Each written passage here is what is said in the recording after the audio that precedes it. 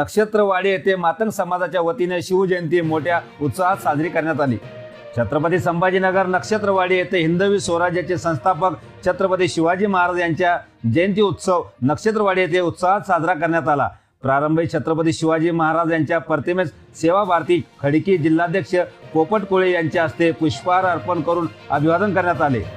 या प्रसंगी मातंग एकता आंदोलन जिल्हा सचिव श्री कैलाश भालेराव, रावसाहेब कुलकर्णी, पिराजी कांबळे, सुनील गायकवाड, केशव कांबळे, भारत खोतकर, विजय वानखेडे, पंढरीनाथ बोचरे, पप्पू अवतार, अशोक मते, रायबान उमेश दौंडकर, अनिल गायकवाड, अनिकेत मोठे, अनिल कोळेकर महाराज यांनी उपस्थितांना मार्गदर्शन केले।